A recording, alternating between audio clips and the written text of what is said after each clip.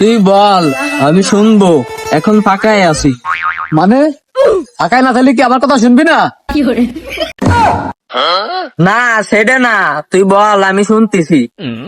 শোন, এর আগে আমি একটা চাকরি করতাম, নাইট ডিউটি, সকাল 9টা রাত 9টা থেকে সকাল 6টা পর্যন্ত, কিন্তু যেতাম সন্ধ্যে 6টায়।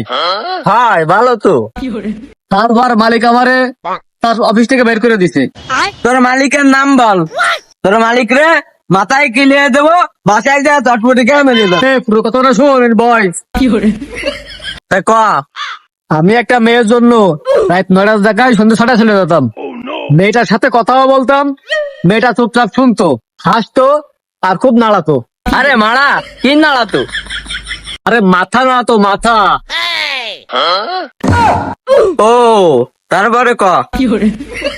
বেশি ডাকতেও পারতাম না, ডিউটি ছিল 9টা থেকে 6টা পর্যন্ত, রাত 3টার আগেই ঘুমাই যেতাম। এই জন্য মালিক আমার কোম্পানি থেকে গাড় ধাক্কা দিয়ে বের করে দিছে। আমিও ভাবলাম গাড়ি মারাকে মারা, যা হবে হবে, মেয়েটার তো ভালোবাসা ফেলাম। পরে জানতে পারলাম মেয়েটাকে ভালোবাসার কথা যা বললাম সবই গেল বিথা। কেন মারা? আরে মারা, মেয়েটা তো বয়রা ছিল, বয়রা। তুই যার জন্য এত কিছু করলি, তার জন্য তোর কাজটাই গাড়ি মারা গেল। হয় রে মারা।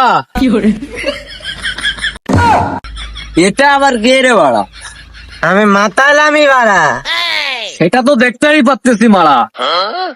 গান দেখতেই পাচ্ছিস বাড়া, তখন গাড় মারাতে বলছিস কেন বাড়া?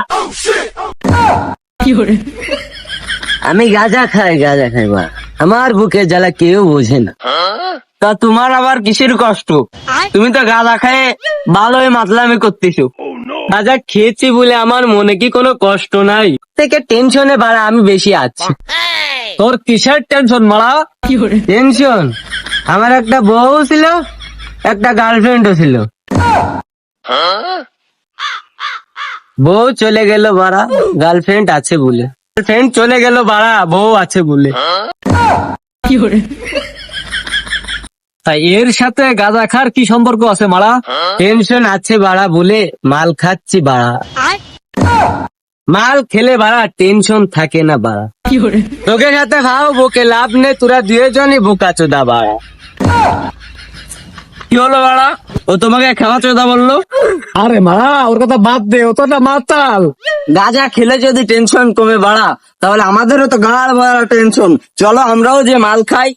চল তাহলে মারা, কে কে গাঁজা খায় চল, তা সবাই ডাকি।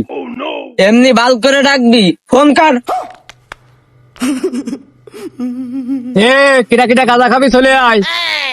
এ কে কে মাল খাবি তোরা বল। আমি আমি মাল খালি টাকা দে মারা। টাকা লাগবে না, আমি খাওয়াবো। বেশ, তোরা তিনজনে মিলে অর্ধেক অর্ধেক দিস। ও মা, এই মালটা আবার কোথায় গেল মারা? আরে আমি খাওয়াবো, তোকে 1 টাকাও লাগবে না, আমি খাওয়াবো। আরে মারা, তুই আবার কোথায় গেছিস? হাত ধরে রয়েছে বাড়া, বুঝতেই পারিনি। বেশ ঠিক আছে, এবার আমার টাকাতে মাল খাচ্ছি তোকে, এর পরের বার ধরো তোকে টাকাতে মাল খাতেই পারি। আচ্ছা মারা, ঠিক আছে।